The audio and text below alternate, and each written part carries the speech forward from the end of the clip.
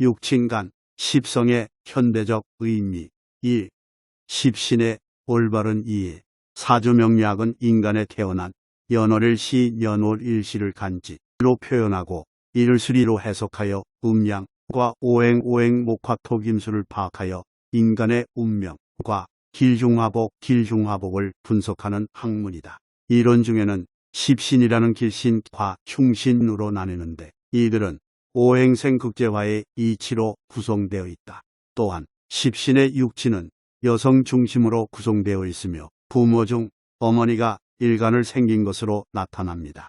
이러한 분석은 개인의 인격과 능력, 부모 형제 처자의 인연과 독덕의 유무, 생로병사 등을 포함하여 다양한 측면에서 운명론적인 분석을 제공한다. 사주명리학은 고대 중국에서 5가지 오술명, 복상사뇌 중 하나로 추상적이고 보이지 않는 기와 운을 알아내어 활용하는 것이 주요 목적이다. 따라서 이 학문은 인간의 삶과 운명에 대한 깊은 이해를 제공하는 중요한 학문 중 하나이다. 사주명리학에서 십신은 일간을 기준으로 설정되는 육친 중 하나이다.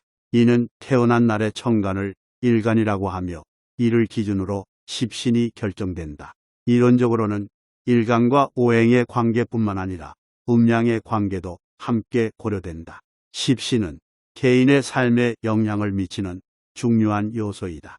이는 개인의 일간에 따라 처음부터 간직하고 있는 요소들로서 이러한 요소들이 길중화복과 같은 인생의 결과를 결정한다. 그러나 이론적으로는 십신이라는 개념 자체가 시대적 배경과 문화의 영향을 받아 고정적인 관념으로 여겨지는 경우가 많습니다.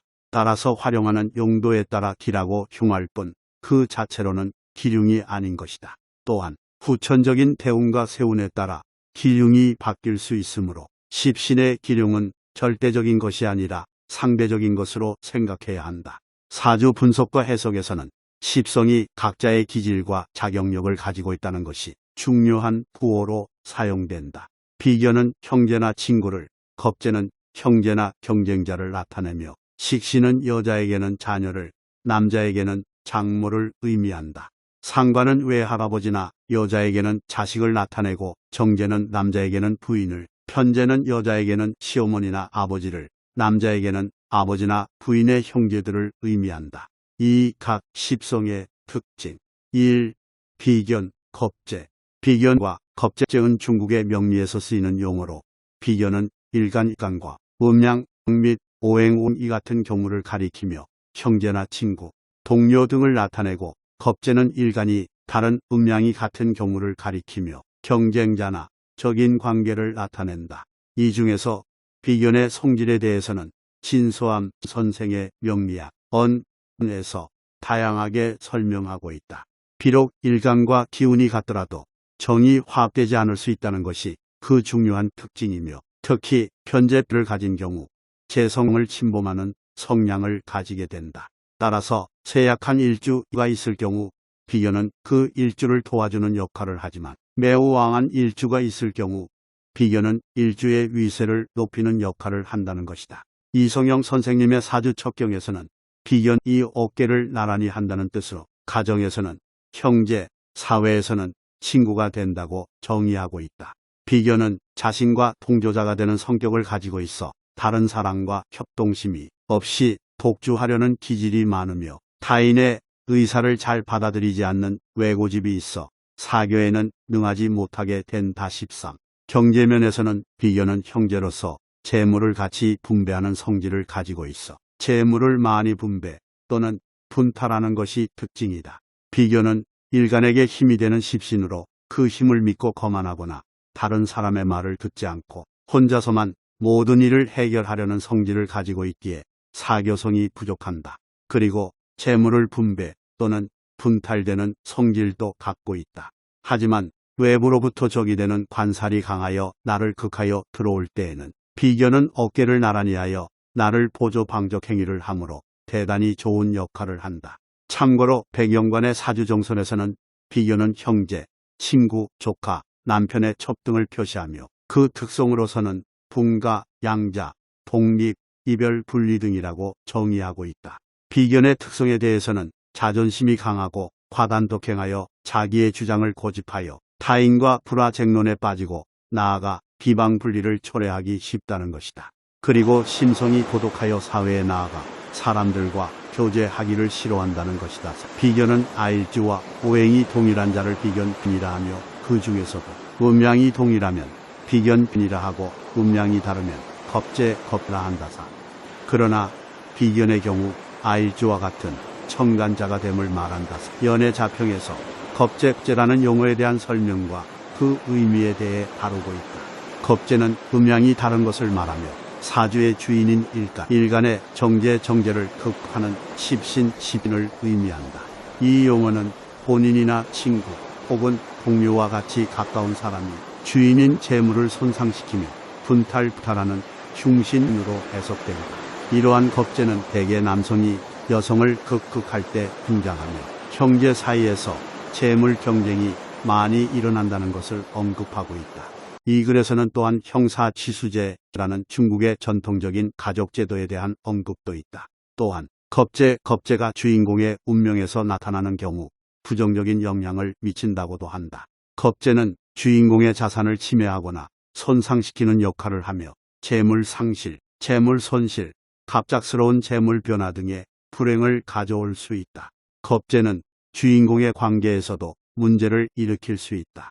겁제는 주인공의 배우자나 가족과의 관계에서 갈등이나 분쟁을 일으키거나 사업 협력자나 동료와의 관계에서도 문제를 일으킬 수 있다.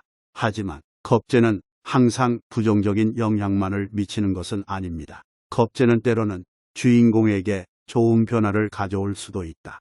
예를 들어 주인공이 지금까지 소홀히 대해왔던 자산 관리에 대해 더욱 신경 쓰게 만들어 자산을 더욱 효율적으로 운영하게 할 수도 있다. 따라서 겁제는 명리학에서 때론 매우 중요한 요소 중 하나이며 자신의 운명에서 겁제가 어떤 역할을 하는지를 파악하고 적절히 대처하는 것이 중요하다. 명리학원에서 겁제는 양간과 음간이 만났을 때 발생하는 현상을 뜻한다. 겁제는 비견과 다르게 일주를 돕는 성질이 약하지만 재물을 탈취하려는 성질이 강한다. 그러나 일주가 약할 때에는 비견과 마찬가지로 겁제에 의지할 수 있다. 사주첩경에서는 양일생인 이음을 만나는 동류 갑일생인 이견우를 겁제나하고 음일생인 이양을 만나는 동류 을일생인 이경갑은 폐제라고도 한다. 둘을 총칭하여 비겁이라고 한다. 겁제는 탈제 때의 성질이 있으므로 적극적 비탈에 해당하고 폐제는 재물의 실패이므로 소극적인 소극적 실패에 해당한다. 이러한 성질로 인해 겁제는 일주가 매우 강할 때 더욱 강력한 영향을 미치며 폐제는 일주가 매우 약할 때 더욱 악영향을 미칩니다. 이 식신상관. 식신은 일간 이생하여 주는 오행으로 음양이 같은 것이다. 남성에게 식신은 손자이고 여성에게는 아들이 된다. 연애자평에서는 식신은 나의 재신을 생하는 것을 말한다. 가령 갑은 목에 속하고 병은 화에 속하며 다 이름한다. 식신이라고 하는데 어찌하여 그러는가? 병은 나의 재인 무를 생하고 갑은 병이 생한 무, 민재를 먹기 때문에 기와 같이 이름하는 것이다. 상관은 편육신으로 음양이 다른 일간이 생하는 오행이다. 식신과 상관에도 당연히 차이가 존재한다. 정육신인 식신은 안정적인 특징이 있다. 식상의 특징인 나누고 베풀고 양육하는 것도 있다. 자평진전 자편에서는 식신은 원래 설기하는 작용을 한다. 정제를 생하는 효용이 있기에 식신을 기쁘게 여긴다. 라고 식신의 작용에 대하여 본신인 일간을 설기시키는 작용이 있지만 정제를 생하는 정제의 뿌리가 되기 때문에 식신을 기쁘게 여긴다고 설명한다. 명리학원에서는 양일간, 인간, 양간을 생교하거나 음일간, 이음간, 음간을 낳아 기르는 것은 비유컨대 자식이 부모의 덕택으로 태어나는 것과 같고 부모가 자식의 녹봉을 먹고 사는 것과 같다. 라고 식신에 대하여 정의한다. 식신을 자식이 부모의 덕택으로 태어나는 것과 부모가 나를 봉양을 받고 사는 것으로 비유했다. 이것은 식신의 개념과 식신의 역할을 잘 나타낸다. 식신의 역할에 대해서는 식신 이 기운이 있으면 재성이나 정관, 정관에 못지 않으며 식신격 이 성격되었으면 장수와 행복을 다 누릴 수 있다. 7살 이 식신을 만나면 원수의 기세가 갑자기 쇠약해지므로 일주가 7살에게 손상을 입고 있으면 식신이 어머니의 원수를 갚을 수 있는 것이다. 라고 하여 식신이 있으면 장수하고 행복을 누릴 수 있으며 7살의 극제를 극복할 수 있다. 7살이 일간에게 극제하려고 해도 7살을 극제하는 식신이 있으면 7살의 자경이 약해져서 일간이 충분히 감당할 수 있다. 사주 첩경에서는 식신이란 음식과 옷을 말하며 이 식신은 재물을 생산하여 몸을 영양시키는 중요한 역할을 한다. 따라서 시결에서는 식신유기 승재관이라고 말하며 재물과 관직보다도 식신이 잘 되어 있으면 더욱 좋다고 한다. 또한 다음 식신을 수성이라고 부르는 이유는 7살을 제압하여 수명을 보호하고 재물을 생산하는 역할을 하기 때문이다. 명리요강에서는 식신성을 아일주가 생성하는 오행 중 하나로 음양이 동일한 자식을 말한다. 이는 식신이 본래 나의 기운을 소모시키는 오행이지만 재물을 생산하는 원신이기 때문에 식신이라고 부르는 것이다. 상관은 오행에서 일간 이생하여주는 음양, 이 다른 것을 말한다. 상관은 십신 중에서 일간의 정관을 극하는 역할을 하기 때문에 관을 상한다. 는 의미로 이름이 지어졌습니다. 상관은 육친육 관계에서는 남성의 경우 소녀이나 할머니가 되고 여성의 경우 자식이 된다. 송병대에서는 자평법이 성립되면서 본인의 능력을 발휘하고 명예를 얻는 방법은 관직에 등용되어 높은 관 등까지 올라가는 것이기 때문에 관을 상해하는 상관을 흉악한 십신으로 여겼습니다. 연애자평에서는 상관이라는 것은 그 증엄이 매우 복잡하고 미묘하다. 상관은 상진되어야 하고 상진되지 않고 관이 와서 승왕하면 그 화를 말로 다 할 수 없다. 상관이 관을 보게 되면 화가 100가지에 이른다. 상관을 가진 사람은 재해가 많으나 남을 없인 여기고 기백이 높아서 항상 하늘 아래 자신이 최고인 것으로 여기며 귀인 은거리고 사람들은 싫어한다고 설명했다. 상관은 내가 남을 생각하는 것을 말하며 이 음을 보고 이 양을 보는 것으로도 독이라고 불립니다. 상관의 살기는 7살 이 본신을 손상하는 것과 매우 비슷하기 때문에 그 증엄이 신과 같다고 한다. 가벼울 경우 멀리 귀양 가는 재앙이 있고 무거울 경우 형벌이나 사형당하는 고난이 있다.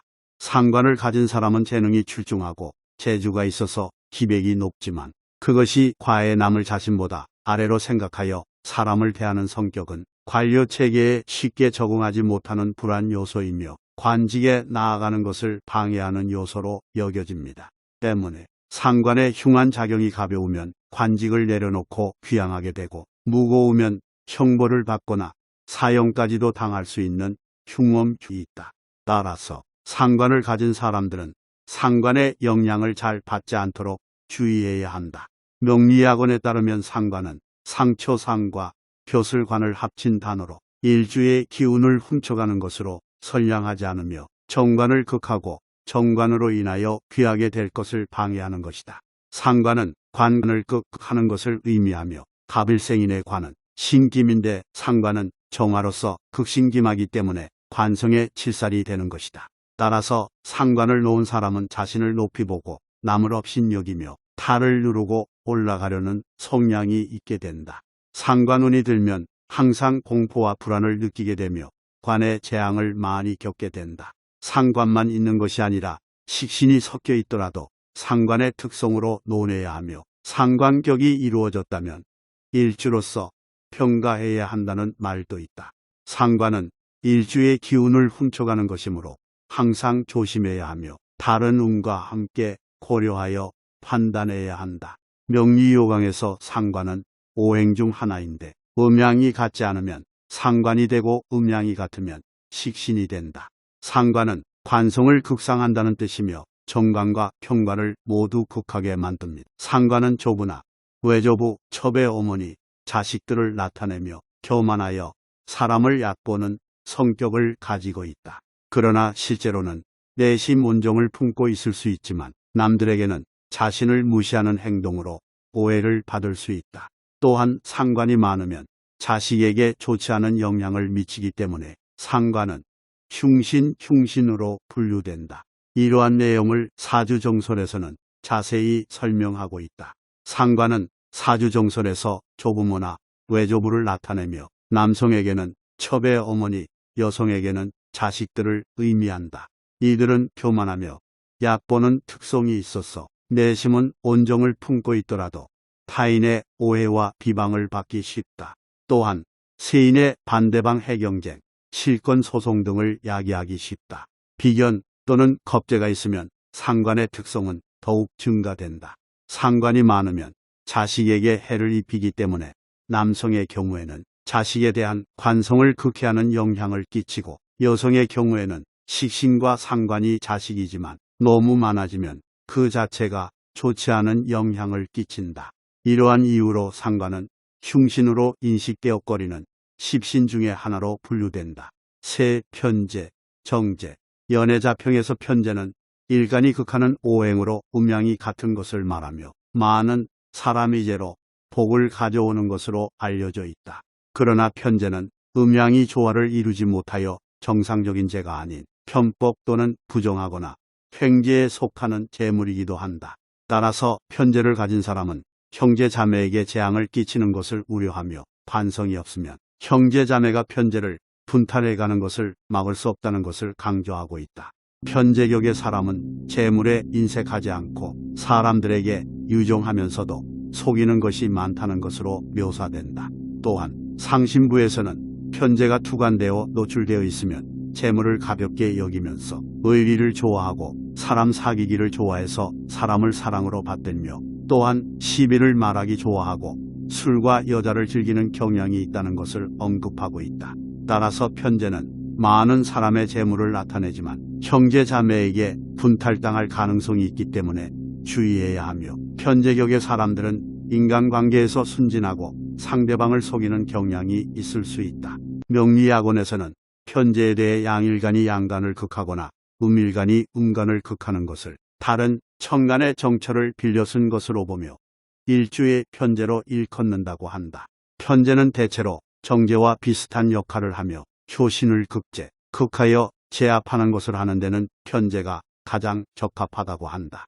사주운국의 격이나 운에서 비겁이 재앙이 되는 것을 근심하지만 편재가 정인을 만나면 직접 부딪히지 않는 것을 기뻐한다. 편재가 천간에서 나타난다면 재성일 뿐이지만 지지에 저장되어 있으면 항상 다른 성분과 함께 저장되어 있으므로 이러한 차이를 분별하는 것이 중요하다. 또한 정재와 편재는 모두 아름다워서 정재와 편재가 뒤섞여 있는 것을 싫어하지 않으며 재성과 일주가 서로 균형을 이루고 있으면 잘 어울려 조화롭다고 한다. 마지막으로 지지의 지장간에 들어있는 편재도 일주의 편재로 삼을 수 있으며 정재와 편재의 쓰임이 크게 다르지 않다고 한다. 그러나 편재는 재성을 극제하는 비겁을 만나는 것을 꺼린다고 한다. 사주첩경에서 편재와 정재의 차이점을 비교하고 편재의 특이성과 빠른 불을 쌓을 수 있는 성질에 대해 설명하고 있는데 편재는 정재와 같이 관재, 타계, 취득, 구사 등의 기회를 갖게 되며 정재와 마찬가지로 중정지재가 되기도 한다. 그러나 정재는 음견양, 양견음식으로 중정지재가 되는 반면 편재는 음견음, 양견양식으로 음양이 정으로 맞지 않아 부정지재가 된다. 따라서 정재는 정당한 재물로서의 길을 밟아 불을 얻는데 시간이 걸리지만 편재는 투기나 밀수, 도박, 거래, 고리대금 등 유동재물로 보는 경우가 많아 일확천금의 기회를 노리며 단시 일 내에 불을 쌓을 수 있는 성질을 가지고 있다. 그러나 이는 정당한 수복보다는 편법을 통해 이루어지기 때문에 그 재물을 한순간에 모두 잃는 위험이 크다. 따라서 현대 사회에서는 신흥재벌이나 대가부들이 정재보다는 편재에서 더 많이 발전하고 불을 쌓는 경향이 있다고 사료된다. 정재는 일간 이극하는 오행운으로 음양이 다른 것을 말한다. 정재는 생계의 주요 수단으로 길길한 십신신으로 간주된다. 연애자평에서는 정제를 나의 아내 처와 그녀의 재물로 설명한다. 이는 여자가 돈을 가지고 나를 섬기기 때문이다. 음양이 서로 잘 좋아하면 정제가 되며 내 아내와 재물을 의미한다. 삼명통해에서는 정제를 나의 극제를 받는 것으로 비유하며 이는 아내가 돈을 가지고 시집 오는 것과 유사한다. 따라서 나는 강한 정신력이 있어야 그것을 누리고 사용할 수 있다. 이러한 내용을 다른 방식으로 요약하면 정제는 일간이 극하는 오행으로 음양이 다른 생계의 주요 수단이며 여자와 그녀의 재물을 의미한다. 정제는 내 극제를 받는 것으로 비유되며 이는 아내가 돈을 가지고 시집 오는 것과 유사하다고 하였다. 송대 이후 여인의 결혼 지창금 제도로 추측되는 정제를 연애자평과 삼명통해에서는 나의 처가가 잃어버린 재물이라고 설명하고 이를 활용하려면 일주가 강해야 하며 가다면 얻어쓰지 못한다는 것을 강조한다. 정제는 본인의 정실과 비슷하게 여겨지며 정제를 가진 사람의 성격은 성실하고 근검절약하지만 지나치면 인색하고 구두쇠가 될 수 있다. 자평진전에서는 재물은 내가 극복하고 사용해야 하는 것이며 재물은 뿌리가 깊은 것이 좋고 지나친 노출은 좋지 않다는 것을 설명한다. 또한 재물은 관을 생산할 수 있는 아름다운 것이며 첩첩이 되기도 하고 역마가 되기도 한다. 따라서 주어진 글은 여성의 결혼 지창금 제도와 관련하여 재물의 중요성과 활용 방법 그리고 재물을 가진 사람의 성격에 대해 설명하고 있다. 명리학원 면에서 정제에 대한 설명을 다루고 있다. 정제는 재물을 가리키는 것이 아니라 일종의 에너지나 기운으로서 양일간 이음간을 극하거나 음일간 이양간을 극하는 것과 같다고 설명하고 있다. 정제가 균형을 이루어 맑고 격에 들어맞으면 출세하여 높은 지위에 오르게 된다고 하며 국북을 이루면 부유함이 한고울에서 으뜸이 된다고 설명하고 있다. 또한 정제가 정관을 생조하면 조정에서 이름이 크게 빛나며 정제가 칠살을 생조하면 조정에서 기세가 더 높아진다고 설명하고 있다. 그러나 정제를 탈취하는 겁제가 비견보다 더 흉흉하며 정제를 생조하는 경우는 식신이 상관보다 더 낫다고 하고 있다. 이 글은 비유적인 표현을 많이 사용하여 원래 의미가 재물을 가리키는 것이 아니라는 것을 강조하고 있다. 사주첩경에서 정제라는 개념과 그 의미에 대해 설명하고 있는데 정제는 자신이 제어하고 통제할 수 있는 것들을 말하며 이를 통해 출세와 번영을 이룰 수 있다는 것을 강조하고 있다.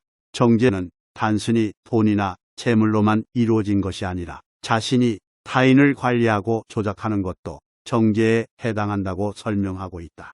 이는 관직을 맡거나 조직에서 리더십을 발휘하는 것과 같이 자신이 어떤 위치에서든 타인을 이끌어 나갈 수 있는 능력을 가지고 있어야 한다는 것을 시사하고 있다. 명리요강은 한국 명리학계의 3대 명인이라 불리는 독의 박재환 선생님이 쓰신 책이다. 정제는 일주가 극하는 십신으로 음양의 조화가 잘 이루어졌기에 정제라고 부르며 처와 재물로 본 것이라고 한다. 사주정설에서는 정제는 백부 또는 백모를 표시하여 남자에게는 처를 의미하고 여자에게는 시어머니를 의미한다. 또 정제는 명예번영 자산 또는 신용을 의미하고 복록복과 길상을 나타낸다. 그 정신은 정의와 공론을 존중하고 시비를 분명히 하며 의협심이 강하다. 그리고 명랑하여 주색을 좋아하며 결혼운이 좋은 반면 색정에 빠질 염려가 있다. 즉 정제가 있으면 양초철을 얻어 복록을 누리나 정제가 많으면 여식으로 인하여 파제하며 생모를 극해하고 생가를 계승하지 못하기 쉽다. 사주 중에 겁재가 있으면 이와 같은 길상은 허무하게 되나 식신이 있으면 경복이 더욱 증가된다고 한다.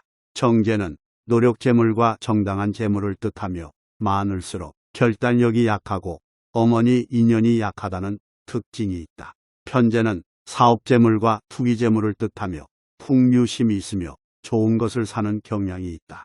정관은 법률, 도덕, 관청, 양심 등을 뜻하며 존중되어야 하는 신으로서 행동이 단정하고 인품이 바르다는 특징이 있다. 이때 겁재는 재성을 공격하는 것을 막아주는 수비수 역할을 하며 정관이 약할 때는 재성을 보호하고 강할 때는 일간을 보호해야 한다.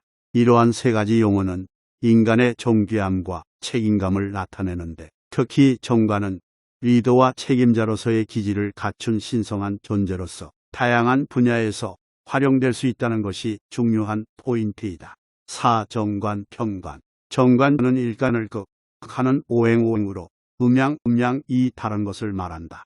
연애자 평에서는 음양을 배합하여 그 도를 이룬다. 대개 관왕향으로 행해야 하는데 월령이 그것이다. 월령은 제강이다. 간명감에 먼저 제강을 보고 나서 그 나머지를 본다. 라고 한다. 정관은 귀기가 있는 길물이므로 형충파에 중파에와 연월일시에 모두 관성이 은장되어 있거나 천간에 노출되어 있으면 아마 복이 적어질까 두렵기 때문에 크게 꺼린다. 또한 정관은 사주를 감명하는 데 있어 월령을 먼저 본 후에 나머지를 살펴본다. 양인과 칠살이 있으면 가난한 명이 된다. 하지만 시의 천간에 칠살이 있거나 형충파에 가 있는 경우에는 고귀한 명이 되지 못한다고 하였다. 또한 정관이란 것은 운세에서 매우 중요한 역할을 하는데 정관이 하나만 있어야 하며 많으면 마땅하지 않다고 한다. 정관은 육경 가운데 우두머리가 될 수 있는데 이는 음양이 서로 배합되고 또한 상제되어 유용하게 쓰일 수 있는 것이다. 그러나 정관이 양인과 칠살이 함께 있으면 명이 신약해지므로 가난해진다고 하였다.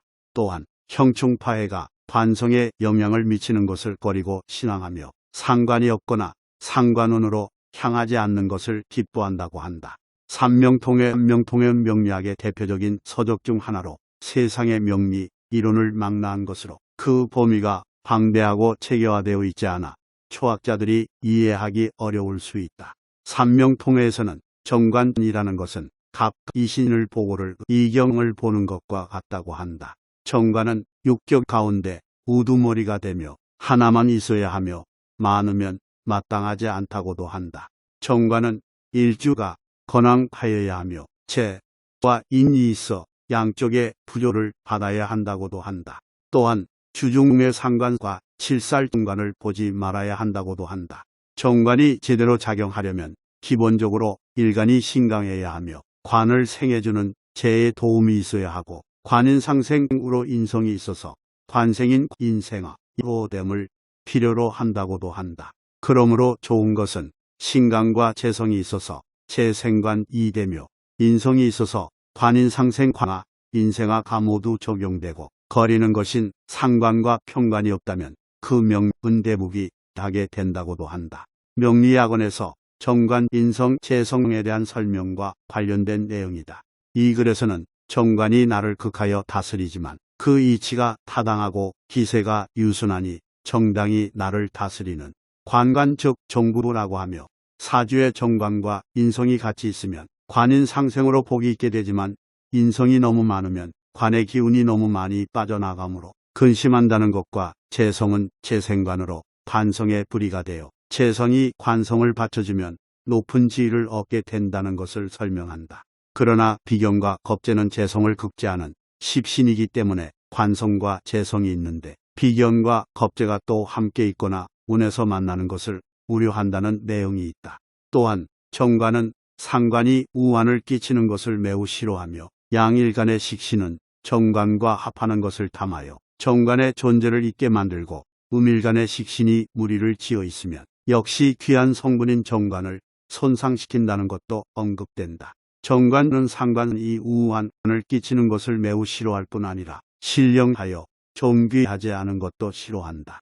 양일간의 식신은 정관과 합하는 것을 탐하여 정관의 존재를 잊게 만드니 염려할 만하다. 음일간의 식신이 무리를 지어 있으면 역시 귀한 성분인 정관을 손상시키니 참되지 못하다. 이 글은 명리학원에서 양간과 음간 그리고 정관과 인성 그리고 재성과 비경과 겁재에 대한 이야기를 다루고 있다. 양간이 음간을 극하거나 음간이 양간을 극하는 것은 정관과 백성의 관계와 같다는데 이것은 타당하고 기세가 유순하다. 그리고 정관이 왕상하면 영화가 분명히 보장되어 있고 정관이 청순하면 부귀가 최고 상태에 이른다고 한다. 정관이 인성을 대동하고 있다면 영화가 높게 되지만 인성이 과다하면 인성이 정관 헐기하는 것을 근심한다. 또한 정관이 재성을 얻으면 높은 지위를 얻게 되지만 재성이 비겁을 만나면 비겁이 정관의 뿌리인 재성을 무너뜨리는 것을 무엇보다도 먼저 우려한다. 명리학원에 따르면 정관은 상관과는 매우 다른 역할을 하며 우환을 끼치는 것을 싫어한다. 정관은 신령하여 존귀하지 않은 것도 싫어한다. 양일간의 식신은 정관과 합하는 것을 탐내기 때문에 정관의 존재를 잊게 할 수 있다. 음일간의 식신이 무리를 이루면 이 역시 귀한 성분인 정관을 손상시키므로 좋지 않습니다. 정관이 충돌이나 파괴를 만나면 반드시 파괴되고 형이나 해를 만나면 정관의 뛰어난 기운이 순수하지 못하게 된다. 칠살이 정관과 뒤섞이면 이는 사주에서 가장 불쾌한 것이다. 그러나 칠살을 극하거나 합할 방도가 있으면 병을 제거할 수 있다. 정관과 칠살의 기세가 대등하여 맞서고 있다면 몸을 상하게 할 가능성이 높다. 한국의 전통적인 점성술인 사주첩경에서 언급된 정관에 대한 설명이다. 정관은 국가의 관리자나 법관, 규제의 기관을 의미하며 국민의 안녕과 질서를 유지하기 위해 규제와 관제를 담당하는 역할을 한다. 이 글에서는 정관의 자녀가 후계자가 되는 경우에 대해 언급하며 정관의 자녀는 부모와 가족, 가문의 가풍을 이어나가고 유지하기 위해 책임자로서의 역할과 규제를 받게 된다. 부모는 아들, 딸을 소중하게 여기며 자녀의 생활에도 규제가 있음을 알리고 있다. 이 글에서는 정관의 규제를 자녀에게 적용하는 것은 부모의 책임으로서의 의무이며 이것이 자녀의 인격적 수양에 도움이 된다고 말하고 있다. 또한 오행 이론과 음양 이론과 관련하여 양일주 남성의 경우 정관이 딸, 음일주 남성의 경우 정관이 아들이 되는 등 정관의 의미와 역할을 설명하고 있다. 또한 사주첩경에서는 정관을 가진 사람이 가족 내에서 후계자로서 중요한 역할을 맡게 되는 것을 강조하고 있다. 이는 가계의 지속과 가문의 가풍을 유지하기 위해서이며 따라서 부모님들은 아들과 딸을 소중히 여기는 것이다. 그러나 정관이라는 신분은 규제를 받아야 한다는 것도 사주첩경에서 언급하고 있다. 부부간의 생활은 자유롭지만 자녀가 성장하면서 구애를 받게 되며 외출 시에도 자녀가 있는 부부는 자유로운 행동을 할 수 없다. 이러한 규제는 정당한 것으로 보고 자녀의 말이라도 충고로 들어야 한다는 것이다. 또한 명리요강에서는 정관을 가진 사람이 극을 맞이하는 요소를 관살이라고 한다. 여기에서도 음양의 조화가 맞으면 정관이 되는 것으로 나타나며 이는 인간의 정신적, 윤리적 가치를 존중하고 그에 따른 행동을 취해야 한다는 의미로 해석된다. 따라서 정관은 정당하고 합리적인 규제와 함께 가족 내에서 중요한 역할을 맡는 인물이 되어야 하며 이를 위해서는 인간적 가치와 윤리적 가치를 갖추어야 한다. 이러한 의미에서 사주첩경이나 명리요강 같은 중국 전통 철학에서는 정관을 매우 중요한 신분으로 여기고 있다. 사주 정설에 따르면 정관의 위치는 남성의 경우 자손과 손자, 여성의 경우 남편, 직업, 명예를 나타낸다. 정관의 특징은 온화하고 겸손한 성품, 총명과 재치, 연장자에 대한 공경, 친절, 용모, 순결한 성품 등이다. 사주에서는 정관을 행운의 상징으로 여기지만 사주의 정관이 너무 많으면 해가 되어 여성에게 적합한 직업을 찾기 어렵고 상속 문제와 자녀 문제를 일으킬 수 있다. 일반적으로 정관은 관관의 역할과 연관되어 있는데 관리하고 보호한다는 뜻이다. 권위의 상징으로서 법과 질서의 집행을 나타낸다.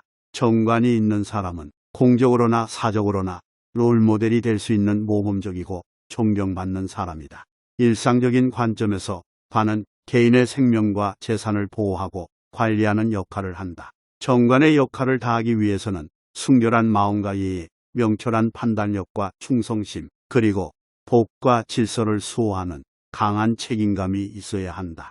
따라서 명예와 질서를 존중하고 정의와 공평을 지키며 사명감과 충성심으로 책임을 다하는 것이 정관의 기본적 성격인 것이다.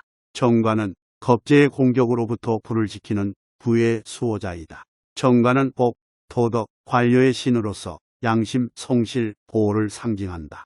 높은 자리에 있는 사람을 만나면 윗사람과 갈등이 생길 수 있으니 인격적으로 자제해야 한다. 정관이 약하면 재물에 의지하고 강하면 인성에 의지하여 몸을 지켜야 한다. 약간의 차이는 있지만 정관과 극제는 자신을 억누르는 유사한 기능을 공유한다. 그러나 정관이 숭고하다고 여겨지는 이유는 그것이 왕이나 아버지와 같은 리더십과 책임의 자질을 나타내기 때문이다. 그러므로 정관을 업신여기는 것은 왕이나 아버지를 거역하는 것과 마찬가지로 덕이 없는 사람이 되는 것이다. 정관은 리더와 책임자의 자질을 갖추고 있지만 사회생활에서 리더로 활동할 수 있는 기회는 대부분 관리직에 있는 소수에게 주어진다. 일반적으로 정관과 관련된 책임의 자질은 일상생활에서보다 광범위하게 활용된다. 평관, 일간을 극하는 오행으로 음양, 이 같은 것을 평관이라고 한다. 이 용어는 육친 관계에서 남성에게는 자식이나 외조부를 뜻하고 여성에게는 남편의 형제나 애인을 뜻한다. 연애자평에서는 이를 칠살이다. 대저평관이라는 것은 간목목, 이경금을 보는 것과 같은 것이다. 양을 보고 이음을 보는 것을 평관이라 말하며 짝을 이루지 않은 것이다. 경에 말하기를 두 여자가 같이 살 수 없고 두 남자가 함께 거처할 수 없는 것이 이것이다. 라고 하였다. 평관은 곧 칠살을 말하는 것으로 제복해야 한다. 대개 평관 칠살은 소인으로서 무지하고 매우 흉폭하며 거릴 것이 없으니 힘써 군자를 봉양해야 한다. 그래서 군자를 위해 복역하고 호위하는 것이 곧 소인이다.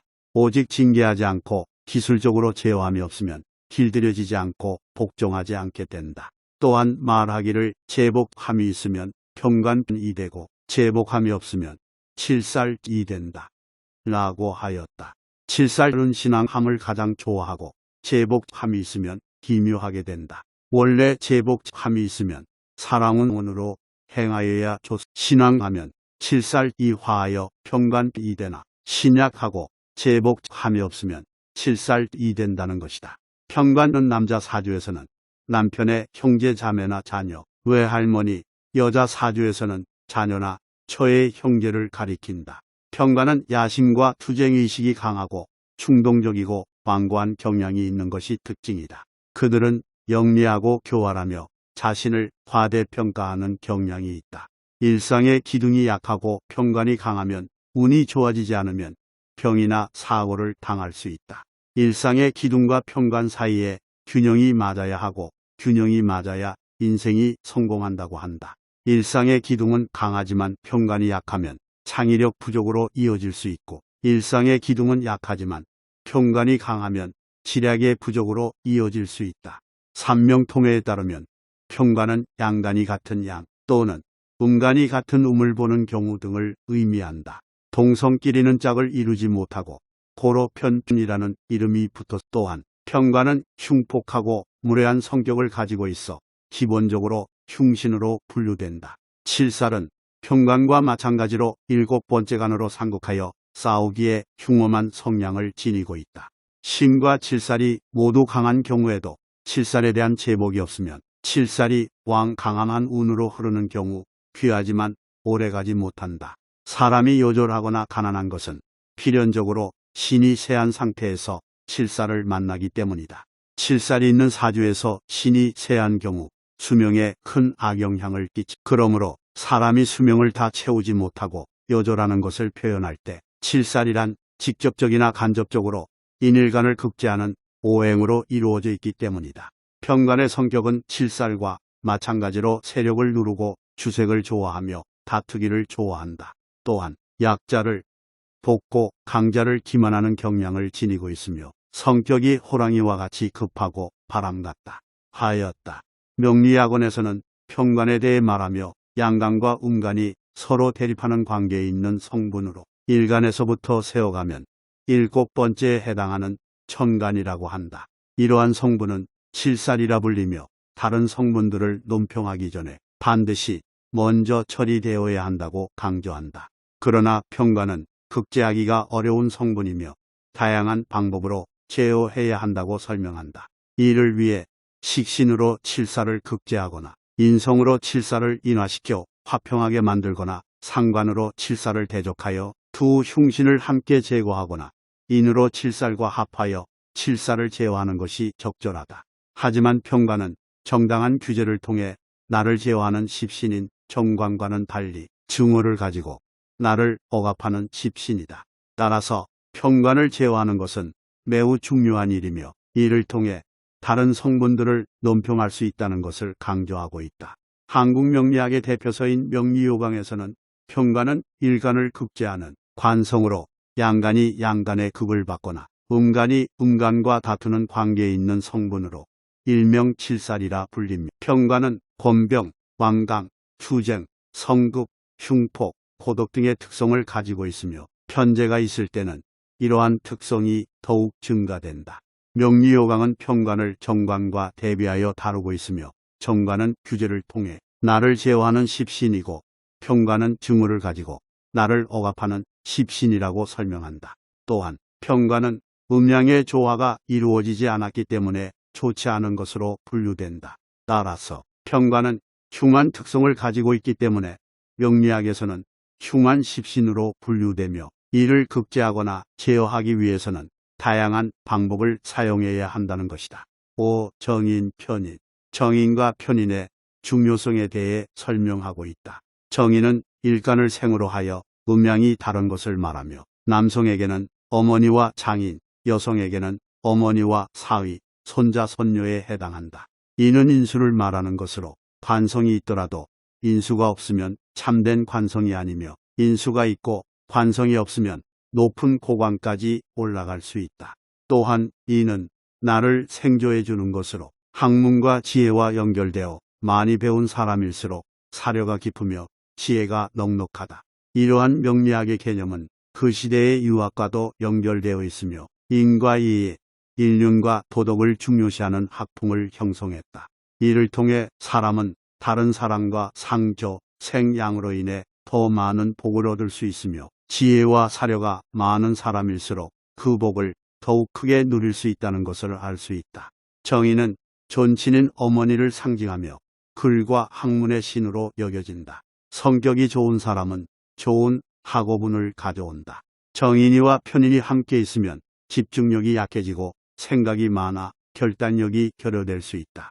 여자가 정인이 강하고 관성이 약하면 남편 대신 일하게 될 수도 있다. 남자 사주에 정인과 정제가 둘 다 있으면 어머니와 아내 사이에 갈등이 생기는 경향이 있을 수 있다.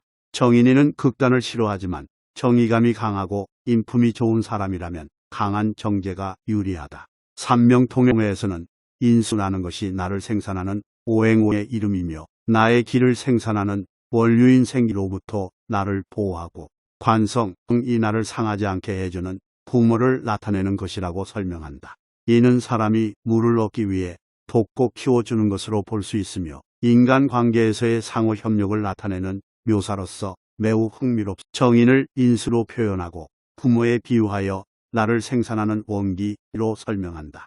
이는 어떠한 것을 얻고자 할 때 서로 협력하여 목적을 달성하는 것을 나타내며 인간의 상호작용에서 중요한 역할을 한다는 것을 알 수 있다. 정인의 성격은 이해력이 뛰어나고 지혜로운 사람으로 자비롭고 은혜로운 심성을 가지며 말이 선량한다. 또한 몸가짐이 단정하고 풍족하며 평생 동안 잔병도 앓지 않으며 흉액을 만나지 않는다는 것으로 정인을 정식으로 배우고 정당한 학문을 배운 사람으로 평가하고 있다. 자평진전은 인수에 대해 인수는 내 몸을 생하는 원기로서 좋은 성이라고 말한다. 인수는 정인과 편인격으로 나뉘지만 둘 다 아름다운 격이라고 한다. 그리고 인수격에서는 정편을 나누지 않고 동일한 격으로 논한다. 심효첨 선생이 제시한 격구격 중에서는 정팔격 정법을 중심으로 술하였기 때문에 자평진전은 그저 인수격으로 정인과 편인을 묶고 설명해 놓은 것이라고 한다. 또한 자평진전은 정인을 관직에 있는 사람이 받는 직인으로 비유하고 일간을 생조해주는 길신으로 표현하고 있다. 사주첩경에서는 인수이란 정인과 편인편인을 모두 포괄하는 총칭이라고 한다. 이 인수는 인장이나 표정과 같은 의미로서 시발점을 의미한다. 나의 어머니를 뜻하는 인수는 생모라고도 불리며 정인으로서 내 몸을 생하여주는 역할을 한다. 생모는 활동을 조장시켜주고 후원하여 주기 때문에 며느리의 인수가 유하면 선조 부모의 음덕이 더해지게 되며 기관장이나 직속 상관이 되는 등의 일을 맡게 된다. 또한 생월이나 지지국의 인수가 놓이면 교육가가 많다는데 이는 모친이 육체적으로만이 아니라 정신적으로도 나에게 교양을 부여하기 때문이다. 따라서 인수는 내게 큰 가르침과 지혜를 줄 수 있는 중요한 요소 중 하나이다. 명리요강에서는 정인이란 오행 중에서 나를 생하는 것을 의미한다. 이는 나의 어머니를 뜻하며 생모로서 내 몸을 생하여 주는 것으로 활동을 조장시켜주며 후원하여 주는 것이다. 정인은 남자에게는 어머니 및 장모를, 여자에게는 어머니와 사촌 형제들을 의미한다. 인수가 있는 경우 결점이 있을 수 있지만 인의 알고자 비심이 있으며 종교를 경신하고 군자 및 대인의 풍족풍이 있으며 그 자질이 온우단정하여 신망을 얻으며 자산풍부, 복수쌍전, 무병식재, 산업진흥, 가도번영, 생이애알락 등의 경향이 있다. 하지만 사주에 정제가 있으면 제극인 후 정인이 비상당하여 길한 영향이 감소된다. 또한 정관이 있다면 관인상생을 하면서 정관의 길한 작용과 정인의 길한 작용이 더욱 배가 되어 길조가 더욱 증가된다. 며느리의 인수가 유유하면 선조 부모의 음덕이 많아지게 되며 며느리는 기관장 또는 직속 상관 이됨으로 인하여 그분들로부터 사랑을 많이 받게 된다. 편인, 일간을 생하여 주는 오행으로 음양 이 같은 경우를 가리키 편인은 남녀 누구에게나 계무, 소모, 할아버지 등을 상징하며 남성의 경우 외손녀가, 여성의 경우 사위와 손자가 속한다. 편인은 식신직해, 극해하기에 도식이라고도 불리며 효신이라고도 한다. 연애자평에서는 도식이란 것을 재신을 충축하는 것을 말하며 일명 탄담살이라고 한다. 도식은 갑, 이임을 보는 것 등을 가리키며 갑이 병을 보면 식신이 되며 토제를 생할 수 있다. 그러나 이문병을 극하여 병이 갑의 토제를 생하지 못하게 한다. 편인을 도식이라 부르는 것은 밥그릇을 엎는다는 의미 그대로 식신을 극하기에 붙여진 이름이다. 인간에게 가장 소중한 것은 생명에 직결되는 의식주이며 이를 생산하는 것이 바로 식신이다. 이 식신을 정면으로 공격하는 편인은 자신의 밥그릇을 뒤집어 엎는 것과 같습니다. 그러므로 세상 모두가 자신에게는 차디찬 서머로 작용하여 의식이 넉넉하면 건강에 문제가 생기고 건강하면 가난에 휩쓸리게 된다는 것이다. 즉, 편인은 복과 수명이 첨박하게 되며 일을 하는데 진척이 없고 후회와 나태함이 생기며 시작은 있어도 결과는 없고 재물을 모으는 데에도 성공과 실패가 반복되며 외모는 균형이 맞지 않고 신체는 작으며 두려움이 많고 마음은 성급해서 모든 일을 이룰 수 없다는 것이다. 삼명통해에서는 편인을 탄담살이라 표현하며 이는 도식이라고도 한다. 편인은 식신을 극제하여 재를 생산하지 못하게 한다. 따라서 편인이 있으면 재가 뿌리 없는 상태가 되어 재에서 생을 받는 관에도 영향을 미친다. 또한 편인이 일간의 바로 아래 지지에 있으면 이를 효신이라고 부르며 이 경우명 이식이 되어 효신을 만나면 어른의 억제를 받아 혼자서 일을 할 수 없게 된다. 이로 인해 진행이 늦어지며 재물은 여러 번 얻었다가도 여러 번 잃게 된다. 삼명통해와 연애자평에서는 편인빈을 탄담살이라고 표현하며 이는 도식이라는 의미를 내포한다. 이는 흉신으로 볼 수 있는 것이며 식신을 중요시 여기는 것은 식신으로부터 생을 받는 재에 중점을 둔 설명입니다. 편인이 식신을 극제하여 재를 생할 수 없어서 재가 뿌리가 없게 되면 재에서 생을 받는 관에게도 영향을 미치게 됩니다. 그러므로 물은 명이도식을 띠면 복이 약하며 수명이 짧다고 한다. 또한 편인이 일간의 바로 아래 지지 있게 된다면 이를 효신이라고 하는데, 이는 일지 이 편인이 있는 것을 의미한다. 이 효신에 대해서도 언급이 되는데, 명이시일에 효신을 만난다면 오히려 어른의 억제를 받음과 같으니 나는 자유롭게 혼자서 일을 할 수 없기에 규제되어 가고, 물러섬이 희미하며 처음은 있지만 끝이 없고, 재물도 여러 번 이루지만 여러 번 패패한다고 한다. 이 또한 운세와 사주, 그리고 인간 운명론 등을 연구하는 데에 중요한 역할을 한다. 명리학원에서는 편인에 대해 정인과는 다른 역할을 한다고 설명한다. 편인은 양육을 하지만 그 역할이 거리가 있으며 정인의 자상함과는 같지 않다고 한다. 또한 일간이 강한 상태에서 편인이 있으면 기세가 더욱 증가하지만, 편인이 한쪽으로 치우치면 사주명조가 중화되어 일간에 좋은 영향을 주지 못한다고 한다. 사주 척경에서는 편인이 있으면 출이 논법은 같지만 편자를 붙여서 해석해야 한다고 한다. 즉, 편인은 일반적인 경우와 다르게 작용한다는 것을 의미한다. 이러한 이유로 편인은 가장 흉한 역할을 하며 비겁이 근심거리가 될 수 있다고 한다. 명리요강에서는 편인에 대해 정인성 저와 같은 아를 생해주는 오행이지만, 정인과 달리 음양조화가 이루어지지 않았기에 일간을 생조하는 성질이 미흡하다고 설명한다. 따라서 편인은 계모 및 유무를 의미하고, 남자에게는 첩의 아버지 또는 어머니의 형제를 나타내고 여자에게는 어머니의 형제를 나타낸다. 그러나 이러한 육신의 특성은 복수를 해치고 식신을 파극하며 파재, 실권, 병재, 이별, 고독, 방명, 생난 등을 의미하므로 사주에 편인이 많으면 어떤 형태로든지 불행이 찾아올 가능성이 높다고 한다. 따라서 편인은 일간을 생조하는 성질이 미흡하고 복수와 식신을 해치는 위험성이 크기 때문에 주의가 필요하다고 주장한다.